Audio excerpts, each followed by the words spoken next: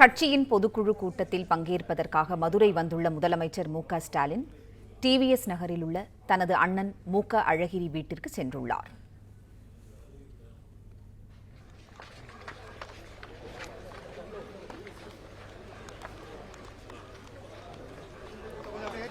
செய்தியாளர் ராஜ்குமார் இணைப்பில் இருக்கிறார்.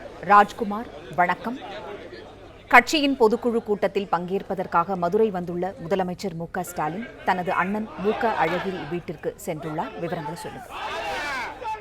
மதுரையில் நாளை நடைபெறக்கூடிய பொதுக்குழு கூட்டத்திற்காக இன்று மதியம் மதுரை வருகை தந்த முதல்வர் அவர்கள் மதுரையின் பல்வேறு நிகழ்ச்சிகளில், அதாவது ரோட் ஷோ உள்ளிட்ட பல்வேறு நிகழ்ச்சிகளில் கலந்து கொண்ட பின்பாக தற்போது டிவிஎஸ் நகரில் உள்ள தனது அண்ணன் மு.க.அழகிரி அவர்கள் வீட்டிற்கு வருகை புரிந்துள்ளார்.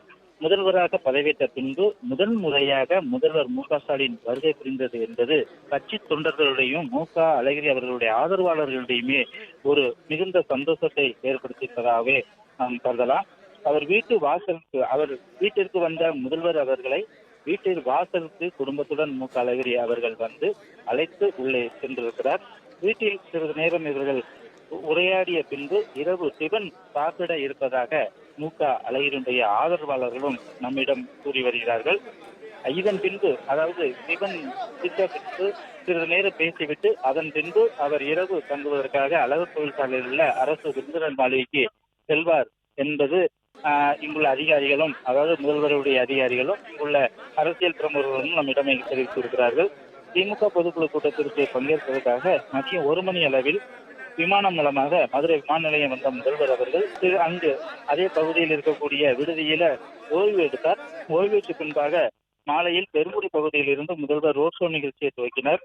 16.5 கிலோமீட்டர் தூரத்துக்கு இந்த ரோட் ஷோவானது பெருங்குடியில் துவங்கி அவனியாபுரம், வில்லாபுரம், சுப்பிரமணியபுரம், ஜெயகந்தபுரம் வழியாக பழங்கநத்தம் பைபாஸ் ரோடு சென்று அங்கிருந்து புதுச்சேரி ரோடு வழியாக கரிமேடு பகுதியில் அந்த ரோட் ஷோ நிறைவடைந்தது.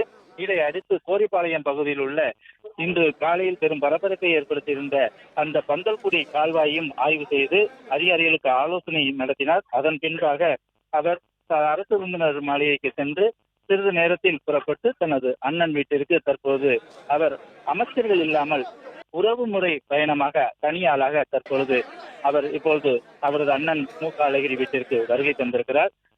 அழகிரியினுடைய ஆதரவாளர்களும் திரண்டு இங்கு வந்து அவர் மு.க.அழகிரி அவருக்கு ஆதரவாக முதல்வர் அவர்களுக்கு செங்கோல் கொடுத்து அவரை உள்ளே வரவேற்று வீட்டிற்கு அழைத்து சென்றுள்ளனர். இங்கு வீட்டிற்கு சென்ற முதல்வர் அவர்கள் அவர்களுடன் சிறிது நேரம் கலந்துரையாடிய பின்பு இரவு டிபனை முடித்துவிட்டு அதன் பின்பாக அவர் தங்கியிருக்கக்கூடிய அந்த அரசு விருந்தினர் மாளிகை அழகர் கோவில் சாலையில் இருக்கிறது. அங்கு இருந்து இரவு தங்கிவிட்டு நாளை காலை நடைபெறக்கூடிய திமுக வரலாற்று சிறப்புமிக்க பொதுக்குழு கூட்டத்தில் பங்கேற்க இருக்கிறார். திடீரென அவருடைய இந்த சந்திப்பானது, அதாவது திமுக தலைவர் முதல்வர்களுடைய அண்ணன் அழகிரி அவர்களை அவரது அண்ணன் அழகிரி வீட்டிற்கு நேரில் வந்து சந்தித்த இந்த நிகழ்வு திமுகவின் அரசியல் முக்கிய மாற்றத்தை ஏற்படுத்தக்கூடிய ஒரு நிகழ்வாகவே கருதப்படுகிறது. கடந்த சில ஆண்டுகளாக அரசியல் நடவடிக்கையில் இருந்து விலகியிருந்த அழகிரி சமீபத்தில் தனது மகன் தயாநிதியின் உடல்நலக் குறைவுக்கு பின்பு ஸ்டாலினை நேரில் சந்தித்தார். இந்த சந்திப்பு இருவருக்கும் இடையே நீண்ட காலமாக நிலவி வந்த விரிசல்களில் ஒரு மாற்றம் அடைந்தது. இதன் தொடர்ச்சியாக அழகிரி தொலைபேசியும் நேரடியாகவும் தொடர்பு கொண்டு முதல்வர் ஸ்டாலின் அவர்களை தமது டிவிஎஸ் நகர் இல்லத்திற்கு வருமாறு அழைப்பு விடுத்ததாகவும் கூறப்படுகிறது. அதற்கு முதல்வரும் ஒப்புதல் அளித்தார் என்றும் கூறுகிறார்கள்.